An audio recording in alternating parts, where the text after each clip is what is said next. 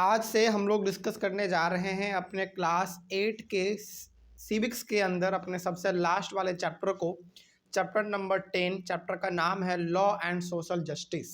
ठीक है, और यहाँ पे हम आपको बता देना चाहते हैं कि ये हमारे क्लास 8 के सिविक्स का सबसे लास्ट चैप्टर है। चैप्टर नंबर 10 आपका, इसका मतलब हम लोग यहाँ पे ये भी कह सकते हैं कि 9 चैप्टर तक कंप्लीटली हम लोगों ने ख़त्म कर लिया है। और यह हमारे चैप्टर का इस बुक का लास्ट चैप्टर है, chapter number 10 law and social justice. इसको भी हम लोग उसी प्रकार से ख़त्म करेंगे जिस तरीके से हम लोगों ने बाकी 9 चैप्टर को ख़त्म किया। बिल्कुल ही आराम से चलेंगे और हर एक चीज़ों को समझते हुए चलेंगे। ठीक है, सबसे पहले ना इस चैप्टर के हेडिंग को थोड़ा समझते हैं हम लोग कि आखिर किस बारे में चैप्टर है और किन चीज़ों के ऊपर हमारे चैप्टर में बात होने वाला है।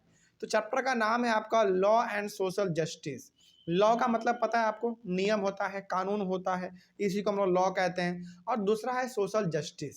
सोशल जस्टिस का मतलब होता है कि समाज में जो भी गलत काम करता है उसको क्या मिलना चाहिए, सज़ा मिलना चाहिए, और जो सही आदमी है उसको क्या मिलना चाहिए, न्याय मिलना चाहिए। तो कहने का मतलब यहाँ पे ये है कि चैप्टर में पूरा का पूरा हम लोग नियम कानून के बारे में बात करेंगे, अलग अलग प्रकार के लॉ के बारे में बात करेंगे।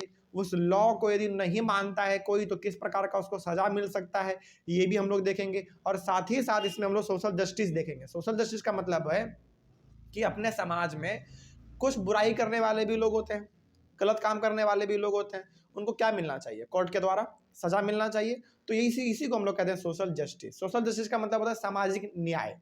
सामाजिक न्याय का मतलब क्या हो गया, जो समाज में गलत है उसको सजा दो और जो सही है उसको न्याय दो।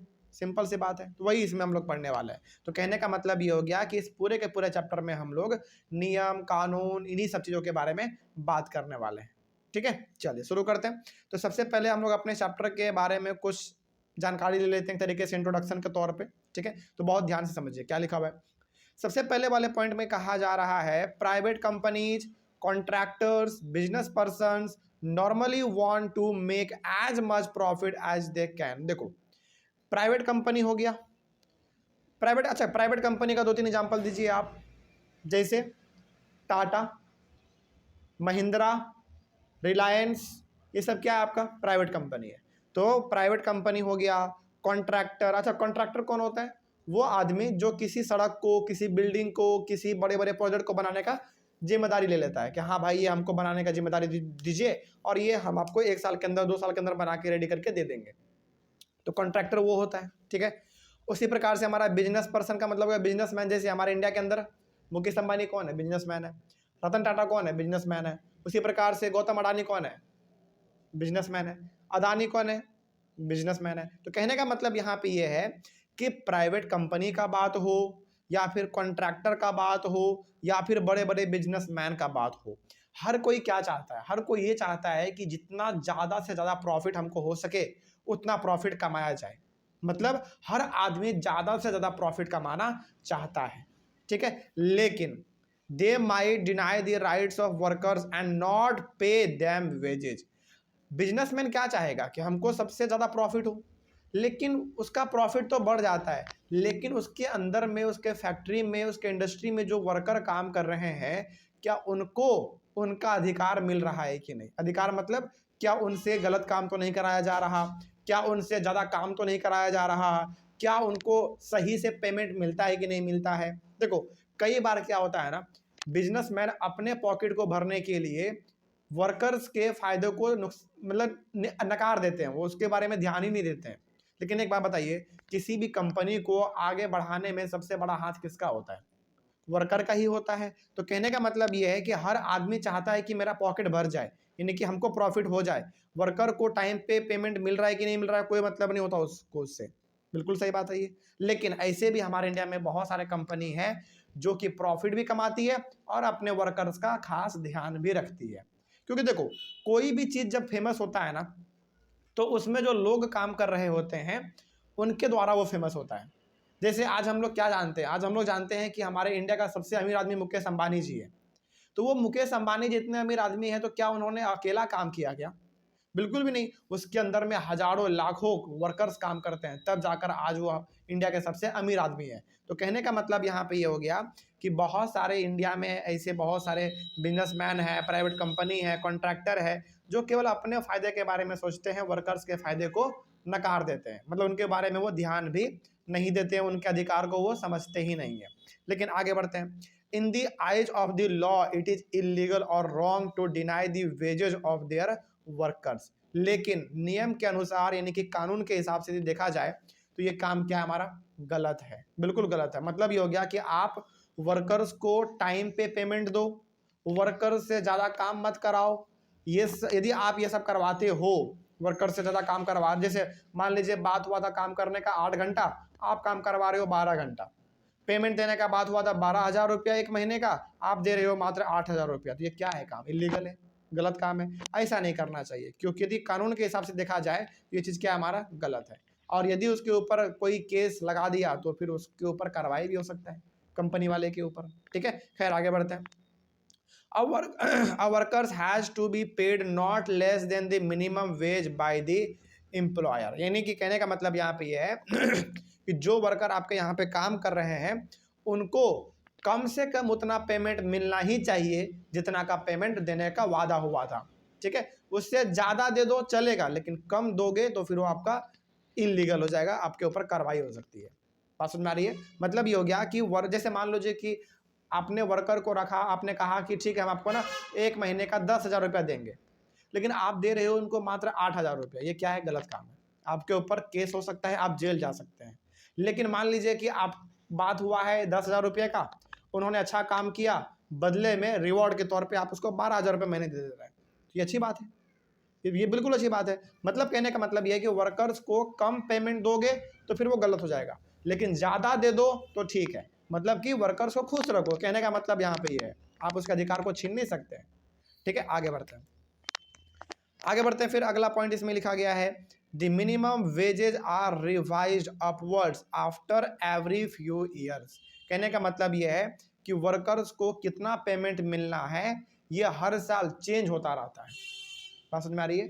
किसी साल वर्कर्स को 10,000 रुपया पर महीने देना है, अगले साल 10,500 रुपये देने हैं, अगले साल 11,000 देना है, अगले साल 11,500 देना है, उसके अगले साल 1,200 रुपये देने 12,000 देने हैं। कहने का मतलब ये है कि वर्कर्स को मिनिमम वेज कितना मिलना चाहिए, यानी कि वर्कर्स को मिनिमम मतलब कम से कम कितना उसको पेमेंट मिलना चाहिए एक महीने का, ये हर साल चेंज होता रहता है। ठीक है, गवर्नमेंट ये चेंज करते रहती है। बात समझ में आ रही है? आगे बढ़ते हैं। The law on minimum wages protects workers in the market। अब देखो वर्कर्स के लिए भी ना कानून बना हुआ है हमारे यहाँ पे, यानी कि वर्कर्स हो गए, लेबर्स हो गए, इन सभी के लिए भी हमारे भारत सरकार के किताबों में कानून बना हुआ है कि यदि आप उनको इतना से कम पेमेंट दोगे तो फिर आपके ऊपर केस हो सकता है। तो बताइए मार्केट में वर्कर्स के अधिकार को कौन बचा रहा है, बताइए? गवर्नमेंट बचा रहा है, गवर्नमेंट का जो नियम कानून है वो बचा रहा है, सिंपल सी बात है। तो कहने का मतलब यहाँ पे ये है कि वर्कर आज खुल के अपने मालिक को कह सकता है कि आप हमको कम पेमेंट दे रहे हो, बिल्कुल कह सकता है। क्यों कह सकता है? क्योंकि वर्कर्स के लिए अलग कानून बना हुआ है भाई, आप बोल सकते हैं। ठीक है, आगे बढ़ते हैं। उसके बाद है similarly there are laws that protect the interest of producers and consumers in the market. उसी प्रकार का अलग अलग प्रकार का कानून उसके लिए भी है जो सामान को बनाता है, कानून उसके लिए भी है जो सामान को खरीदता है। जैसे एग्जांपल के तौर पे हम लोग क्या है पता है, हम लोग कंज्यूमर है। कंज्यूमर मतलब जो सामान को इस्तेमाल करता है। जैसे मान लीजिए कि आप ना ब्रिटानिया का केक खाते हैं, ब्रिटानिया का आप केक खाते हैं, तो केक तो बन के दुकान में आ गया, आपने उसको खरीदा, तो आप क्या कहलाओगे? कस्टमर कहलाओगे, यानी कि कंज्यूमर कहलाओगे। और पता है सबसे मजेदार बात तो ये है कि आपके पास भी अधिकार है। जैसे मान लीजिए सपोज कीजिए कि आपने ब्रिटानिया का केक खरीदा, एग्जाम्पल के तौर पे मानिए कि आप दुकान गए और आपने कहा कि भैया हमको एक ना ब्रिटानिया का केक दीजिए। उन्होंने ब्रिटानिया का एक केक दे दिया आपको। आपने जैसे उस पैकेट को खोला, केक के बजाय उसमें कुछ और निकल गया। जैसे मान लीजिए बिस्किट निकल गया, या फिर केक के बजाय उसमें चॉकलेट निकल गया, कुछ अलग चीज निकल गया आपसे। तो यहाँ पे आप क्या कर सकते हो? कानून ये कहता है कि आप जाके इसका शिकायत कंज्यूमर कोर्ट में कर सकते हैं। उनका कोर्ट अलग होता है, उसका मामला अलग होता है वहाँ पे। तो वहाँ पे जाकर शिकायत करोगे तो शिकायत किसके पास पहुँचेगा? ब्रिटानिया के कंपनी के मालिक के पास पहुंचेगा।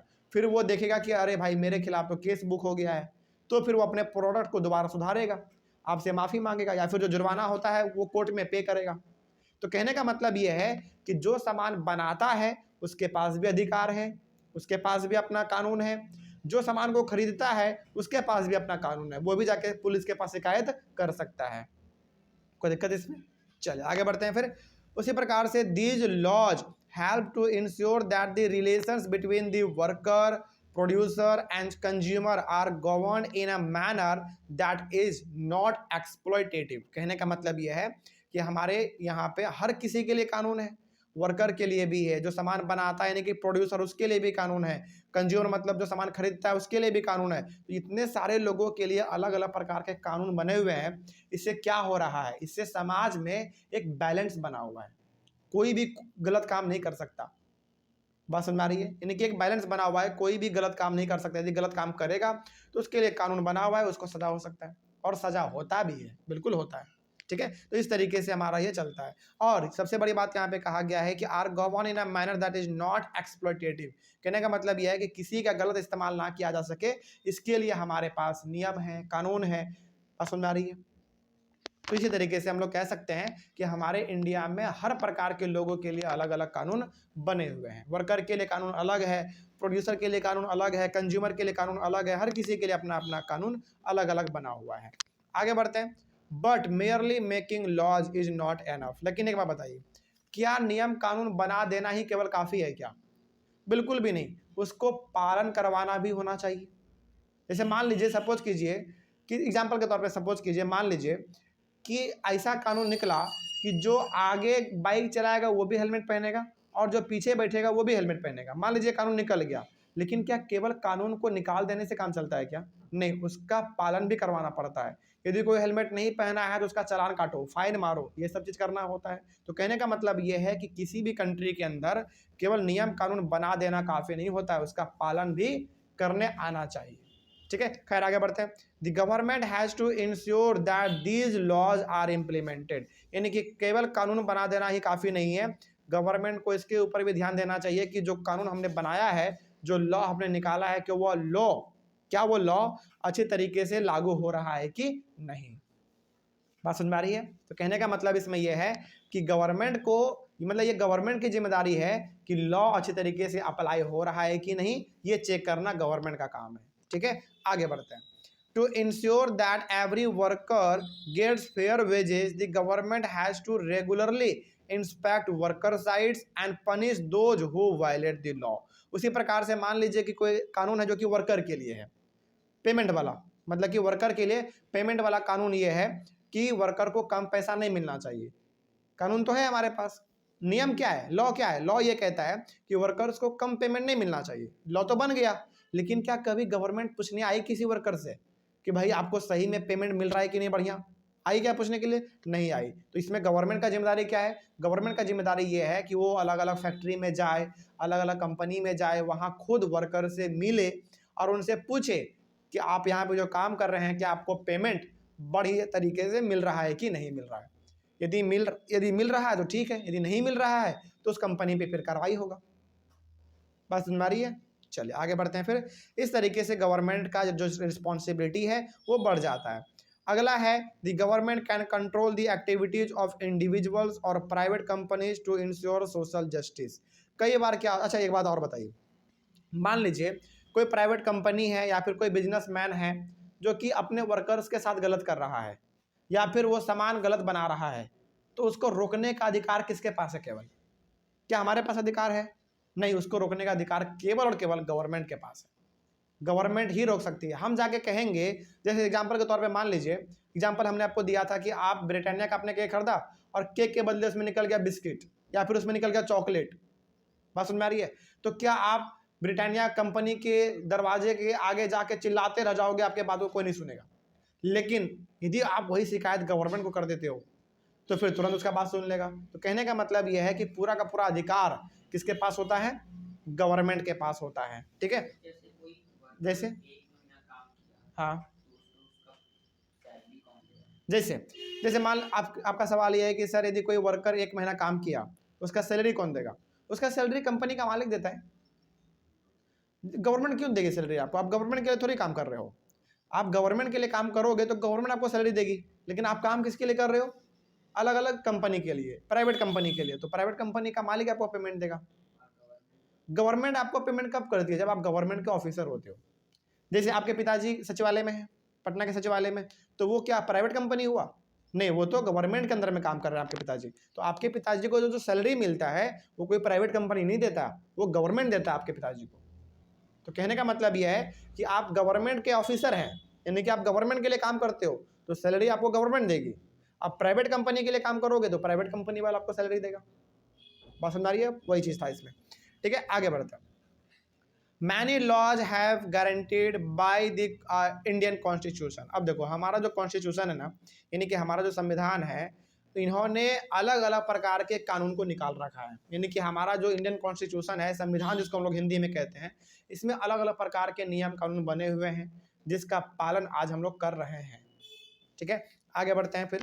फॉर एग्जाम्पल के तौर पे देखिए, the right against exploitation says that no one can be forced to work for low wages और अंडर बॉन्डेज। जैसे हमारे संविधान में कानून है द राइट अगेंस्ट एक्सप्लॉयटेशन, यानी कि हमारे कॉन्स्टिट्यूशन में एक कानून है, एक लॉ है, द राइट अगेंस्ट एक्सप्लॉयटेशन। ये कानून ये कहता है कि कोई भी आदमी किसी को फोर्स नहीं कर सकता काम करने के लिए। यदि उसका मन है काम करने का तो काम करेगा, मन नहीं है काम करने का तो काम नहीं करेगा। यानी कि कोई भी उसको जबरदस्ती काम नहीं करवा सकता। बात समझ आ रही है? अंडर बॉन्डेज का सिंपल से कहने का मतलब यह है कि जबरदस्ती आपसे काम नहीं कराया जा सकता। आपका मन है तो आप काम करो, आपका मन नहीं है काम करने का तो आप काम मत करो। मतलब आपसे कोई जोर जबरदस्ती नहीं कर सकता कि हाँ तुमको काम करना ही पड़ेगा, नहीं, ऐसा नहीं कर सकते आप। यदि ऐसा कोई करता है तो फिर उसके खिलाफ केस बुक हो सकता है और फिर वो जेल भी जा सकते हैं। ठीक है, तो अलग अलग प्रकार के कानून, नियम कानून हमारे संविधान में लिखे गए हैं। ठीक है, आगे सिमिलरली और भी हमारे पास कानून है। जैसे similarly, no child below the age of 14 years shall be employed to work in any factory और माइंस और engage in any other hazardous employment. यानी कि कहने का मतलब यह है कि हमारे यहाँ पे ऐसा भी कानून है कि जो बच्चा या फिर बच्ची 14 साल से कम एज का है, उससे आप किसी भी फैक्ट्री में, किसी भी दुकान पर, किसी भी चौराहे पर किसी प्रकार का काम आप नहीं करा सकते हैं। इसको हम लोग क्या कहते हैं पता है? Child labour. यानी कि आप किसी भी बच्चे या फिर बच्ची से जो कि 14 साल से नीचे का है, उसको आप कोई काम नहीं करवा सकते उससे। अब आप घर जाके अपनी मम्मी से मत बोलना कि मम्मी हम दुकान सामान लाने के लिए नहीं जाएंगे, ये गलत बात हो जाएगा, फिर आपको पिटाई लग जाएगा। कहने का मतलब यहाँ पे ये है कि अपने घर का तो काम कर ही सकते हैं हम लोग, इसमें कोई बड़ी बात नहीं है। अब देखो भाई, अपने घर का काम नहीं करेंगे तो कहाँ का काम करेंगे? घर का काम तो करना ही पड़ेगा। हाँ, आप ऐसा जगह काम नहीं कर सकते जहां पे आपको सैलरी मिलता है, वहां पे आप नहीं कर सकते। यदि आपका उम्र 14 साल से नीचे है तो घर का काम तो कर ही सकते हैं ना। ऐसा मत सोचना कि यहाँ से जाएंगे और मम्मी को बोलेंगे कि मम्मी मेरा उम्र 14 साल से नीचे है तो हमसे कोई काम मत करवाना। ऐसा नहीं तो फिर 2-3 चप्पल लग जाएगा, वहाँ पे बेलन भी लग सकता है, इसलिए थोड़ा सा सतर्क हो जाना। ठीक है, तो कहने का मतलब यह है कि आप अपने घर के कामों को कर सकते हैं, लेकिन वहाँ ऐसे जगह पर आप काम नहीं कर सकते हैं जहाँ पे कि आपको सैलरी मिलता है। ठीक है, जैसे फैक्ट्री हो गया, कारखाना हो गया, दुकान हो गया, वहाँ पे आप काम नहीं कर सकते। वहाँ पे आप काम तभी कर पाएंगे जब आपका उम्र 14 साल से ऊपर का होगा। ठीक है, खैर आगे बढ़ते हैं। तो इस प्रकार के अलग अलग प्रकार के नियम कानून हमारे इंडिया में बने हुए हैं, जो कि बहुत अच्छी बात है ये। ठीक है, आगे बढ़ते हैं। सम इम्पॉर्टेंट लॉज, कुछ हमारे पास इंपॉर्टेंट लॉज भी हैं, उसके बारे में बात कर लेते हैं। कुछ इंपॉर्टेंट, हालांकि नियम कानून तो इंडिया में बहुत सारे हैं, बल्कि उसमें से कुछ इंपॉर्टेंट हैं हमारे पास, उसको भी थोड़ा सा हम लोग पढ़ लेते हैं। जैसे मिनिमम वेजेज एक्ट, पहला एक्ट कौन सा हुआ हमारा? पहला नियम कौन सा हुआ? Minimum wages act specifies that wages should not be below a specified minimum. मतलब कि पहला कानून ये कहता है, मिनिमम वेजेज एक्ट का मतलब ये हो गया कि एक वर्कर को जितना पेमेंट देने का बात हुआ है उससे कम आप नहीं दे सकते हैं। यदि आप कम देते हैं तो फिर आपके ऊपर कार्रवाई हो सकता है, आप जेल जा सकते हो। यही हमारा कहता है मिनिमम वेजेज एक्ट, मतलब कि जितना पे बात हुआ है उतना तो आपको देना ही पड़ेगा, उससे कम आप नहीं दे सकते हैं। यही कहता है हमारा मिनिमम वेजेज एक्ट। तो पहला कानून समझ में आ गया, आगे बढ़ते हैं। Law specifying that there must be adequate safety measures in work places for example alarm system, emergency exits, properly functioning machinery etcetera. अब देखो जहां पे आप काम करते हो ना, कानून तो ये भी कहता है कि जहां पे आप काम कर रहे हैं वहां पे बहुत जरूरी है कि वहां पे सेफ्टी मेजर्स होने चाहिए। मतलब कि जैसे अलार्म सिस्टम, आग लग गया फैक्ट्री में तो पूरा अलार्म तुरंत बज जाना चाहिए ताकि सब बाहर निकल सके तुरंत। उसी प्रकार से इमरजेंसी एग्जिट, मतलब कि यदि आग लग गया तो ऐसे भी दरवाजे वहां पे होने चाहिए इमरजेंसी के लिए, जहां से आदमी तुरंत भाग सकता है बाहर। ठीक है, उसी प्रकार से जहां पे आप काम कर रहे हैं वहां पे जो मशीन है वो बिल्कुल अच्छा मशीन होना चाहिए। ऐसा नहीं कि किसी आदमी का मशीन की वजह से हाथ कट गया, पैर कट गया, ये हो गया नुकसान, ये हो गया, ऐसा नहीं होना चाहिए। कहने का मतलब ये है कि जहां पे आप काम कर रहे हैं वहां पे हर चीज सही में होना चाहिए, ठीक तरीके से होना चाहिए। अलार्म सिस्टम होना चाहिए, इमरजेंसी एग्जिट यानी कि इमरजेंसी वाला दरवाजा होना चाहिए कि भाग सके बाहर, मशीन अच्छे होने चाहिए, इस तरीके का ये सब नियम कहता है। ठीक है, आगे बढ़ते हैं। Law requiring that the quality of goods meet certain prescribed standards. For example electrical appliances must electrical appliances have to meet safety standards. अब यहाँ पे ये भी कहा गया है कि जो कंपनी जो सामान बना रही है वाकई में वही सामान वो बनाए जिसके बारे में वो दावा करती है। जैसे एग्जाम्पल के तौर पे सपोज कीजिए कि कोई एक एग्जाम्पल के तौर पे मान लीजिए कि कोई एक बल्ब है, बल्ब बनाने वाला कंपनी है, चलो बल्ब बनाने वाला कंपनी एक अच्छा बताओ नाम, फिलिप्स। फिलिप्स का बल्ब देखते हैं, फिलिप्स का बल्ब भी आता है, फैन भी आता है, और फिलिप्स का अलग अलग शायद फ्रिज ये सब भी आता है, इलेक्ट्रॉनिक कंपोनेंट भी आता है उसका। एग्जाम्पल के तौर पे मान लीजिए कि फिलिप्स कंपनी ये कहती है कि मेरा जो बल्ब है ना वो साल भर चल जाएगा, साल भर से वो पहले यूज नहीं हो सकता, वो कहती है, ऐसा प्रॉमिस करती है।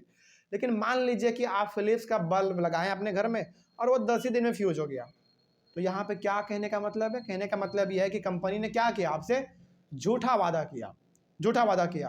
तो ऐसा यदि आप करते हैं तो आपके ऊपर भी कार्रवाई हो सकता है। यानी कि कहने का मतलब यहाँ पे है, प्रिस्क्राइब्ड स्टैंडर्ड का मतलब यह है कि आप जो वादा कर रहे हो उस वादा को आप पूरा करो। यदि आप ऐसा नहीं करते हैं तो फिर आपके ऊपर कार्रवाई होगा। जैसे एग्जांपल के तौर पे मान लीजिए electrical appliances have to meet safety standards. जैसे हमारे इंडिया में जो भी इलेक्ट्रिकल अप्लायंसेस बनते हैं जो कि इलेक्ट्रिसिटी पे चलता है उन सभी में ना सेफ्टी मेजर्स जरूर होते हैं, यानी कि कहीं से करंट ना लग जाए, ये सब जरूर होता है। लेकिन मान लीजिए कोई कंपनी ऐसा है जो कि ये दावा करती है कि मेरे यहाँ का आप फ्रिज खरीदो, वॉशिंग मशीन खरीदो, कुछ भी खरीदो, वो 10 साल तक आराम से चलेगा। लेकिन मान लीजिए कि उसके पहले ही वो खराब हो गया, तो कंपनी का वादा क्या हो गया? फॉल्स हो गया, गलत हो गया।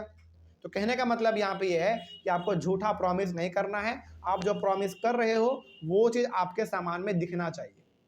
ठीक है, ये इसका कहने का मतलब है, ये लॉ है हमारा। ठीक है, आगे बढ़ते हैं। उसके बाद law requiring that the prices of essential goods are not high, for example sugar, kerosene, food grains etcetera. जैसे नियम ये भी कहता है कि जो अनाज हम लोगों के लिए बहुत इंपॉर्टेंट है, जिसको लगभग हम लोग डेली इस्तेमाल करते हैं, यानी कि एसेंशियल आइटम, इसका प्राइस ज़्यादा नहीं होना चाहिए। जैसे एग्जाम्पल के तौर पे आप समझो, यदि अनाज का कीमत बहुत ज़्यादा महंगा हो जाए तो क्या हर गरीब आदमी उसको खरीद सकता है क्या? बिल्कुल भी नहीं। तो गवर्नमेंट ये कहती है कि जो एसेंशियल फूड आइटम है, यानी कि जो बहुत ही इंपॉर्टेंट फूड आइटम्स है, उसका प्राइस आपको ज़्यादा महंगा नहीं रखना है। ज़्यादा महंगा रखने से क्या होगा भाई? गरीब आदमी खरीद नहीं पाएगा। लेकिन गवर्नमेंट क्या चाहती है? गवर्नमेंट ये चाहती है कि गरीब से गरीब और अमीर से अमीर हर आदमी खाना का इस्तेमाल कर सके, अपना भरपेट खाना खा सके। तो वही यहाँ पे कहने का मतलब है। जैसे चीनी हो गया, केरोसिन ऑयल हो गया, फूड ग्रेन्स हो गया, आटा हो गया, चावल हो गया, दाल हो गया, गेहूं हो गया, इन सब का प्राइस आपको ज़्यादा महंगा नहीं रखना है, नहीं तो फिर आपके ऊपर कार्रवाई हो जाएगा। जैसे मान लीजिए कोई दुकानदार है जो कि 1 किलो गेहूं ना 100 रुपये में दे रहा है, जो कि बिल्कुल गलत बात है भाई, तुरंत कार्रवाई हो जाएगा उसके ऊपर। तो आपको ज़्यादा महंगा सामान नहीं बेचना है। आप महंगा सामान बेचो ना, कार बेचो, बड़े बड़े ट्रक बेचो महंगे में, लेकिन खाने पीने का सामान जो कि डेली हम लोग इस्तेमाल करते हैं उसको आप महंगे दाम में नहीं बेच सकते हैं। ठीक है, आगे बढ़ते हैं फिर। Law requiring that factories do not pollute air और वाटर। नियम यह भी कहता है कि कोई भी फैक्ट्री एयर और वाटर को गंदा नहीं कर सकता, यानी कि ज़्यादा वो पोल्यूशन नहीं फैला सकता। इसीलिए जब भी कोई नया फैक्ट्री खुलता है जब भी नया कोई फैक्ट्री खुलता है तो उसको पहले पॉल्यूशन का सर्टिफिकेट लेना पड़ता है गवर्नमेंट से कि हाँ भाई मेरा जो फैक्ट्री है वो ज़्यादा पॉल्यूशन फैलाने वाला नहीं है, इसलिए आप हमको एक सर्टिफिकेट प्रोवाइड कर दो। तो कोई भी कंपनी या फिर कोई भी फैक्ट्री जब चालू होती है तो उसके पास एक कानून होता है कि यदि आप ज़्यादा पॉल्यूशन फैलाओगे तो गवर्नमेंट के पास अधिकार होता है कि आपके कंपनी को बंद भी कर देगा वो, ठीक है। तो वो ज़्यादा पॉल्यूशन नहीं फैला सकती है। आगे, laws against child labour in work places, यानी कि जहां वर्क प्लेसेस पे, दुकान पे, फैक्ट्री में, ढाबा में आप बच्चों से काम नहीं करवा सकते हैं। चाइल्ड लेबर जिसको हम लोग कहते हैं वो आप नहीं करवा सकते हैं, इसके लिए भी कानून बना हुआ है। बिल्कुल सही बात है, होना भी चाहिए। आगे, law to form workers unions और एसोसिएशंस, नियम कानून इसके ऊपर भी है। जैसे समझिए, सपोज कीजिए कोई एक कंपनी है, ठीक है, कोई एक कंपनी है और कंपनी में ना 1000 वर्कर काम कर रहे हैं। एग्जाम्पल के तौर पे आप समझिए कोई कंपनी है और उस कंपनी के अंदर 1000 वर्कर काम कर रहे हैं। दुर्भाग्यवश क्या हुआ, एक वर्कर का मशीन में उसका हाथ कट गया, ठीक है, और हाथ कट गया तो जिम्मेदारी किसका होता है इलाज करवाने का? कंपनी का होता है कि भाई आपके यहाँ पे कंपनी में आदमी काम कर रहा था और आपके मशीन से आदमी का हाथ कट गया, तो नियम ये कहता है कि यदि काम करते वक्त किसी वर्कर का कुछ नुकसान हो जाए तो उसका जो इलाज है वो कौन करवाएगा? कंपनी करवाएगा। हाँ, इलाज का पैसा जो है वो कंपनी देगी। लेकिन मान लीजिए कि वर्कर का हाथ कट गया और कंपनी इलाज का पैसा देने के लिए राजी नहीं है, तो यहाँ पे क्या होगा? यहाँ पे वर्कर्स क्या करेंगे? सारे वर्कर्स इकट्ठा हो जाएंगे, अपना एक यूनियन बना लेगा। यूनियन का मतलब क्या होता है पता है? एक संगठन। एक संगठन, आप यूनियन बोलो या फिर एसोसिएशन बोलो, यानी कि वर्कर के पास ये अधिकार होता है, यदि आपके बात को नहीं मानेगा कंपनी का मालिक तो आप अपना यूनियन बनाओ, अपना संगठन बनाओ, और बनाने के बाद कंपनी के खिलाफ आवाज उठा दो, धरना प्रदर्शन कर दो, पूरा आवाज उठाने लगो, कंपनी मुर्दाबाद, कंपनी मुर्दाबाद, इस प्रकार से। तो वर्कर के पास यह भी अधिकार होता है कि आप कंपनी के अंदर अपना ग्रुप बना सकते हो, और ग्रुप बना के क्या कर सकते हैं? यदि आपके बात को नहीं माना जा रहा है तो आप किसी भी प्रकार से प्रोटेस्ट कर सकते हैं, नारेबाजी कर सकते हैं, और ऐसा आपने बहुत सारे मूवी में देखा होगा, ठीक है। और ये जो यूनियन बनता है वर्कर का, या फिर जो ये वर्कर का ग्रुप बनता है, इसका कोई एक हेड भी होता है जिसको हम लोग लीडर कहते हैं। लीडर, बात समझ आ रही है? तो ऐसा आपने कोई मूवी देखा है आज तक जिसमें ऐसा हुआ हो?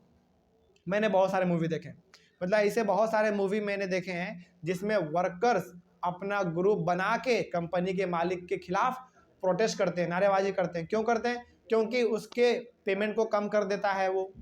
किसी आदमी का हाथ कट गया तो पेमेंट नहीं देता, पैसा नहीं देता, इलाज का पैसा नहीं देता, इसीलिए वर्कर्स अपना ग्रुप बना के प्रोटेस्ट भी करते हैं, ठीक है। तो वर्कर के पास क्या अधिकार है? वर्कर के पास अधिकार है अपना यूनियन बनाने का, यानी कि अपना एक संगठन बनाने का, और उसके खिलाफ फिर वो प्रोटेस्ट भी कर सकते हैं कंपनी के खिलाफ। तो ये ऐसे कुछ नियम कानून थे जो कि इंडिया के अंदर आपको देखने को मिलते हैं, और इस नियम कानून से केवल एक आदमी को फायदा नहीं होता बल्कि सभी को फायदा होता है, ठीक है। तो इस तरीके से हमारा ये टॉपिक कंप्लीट हुआ।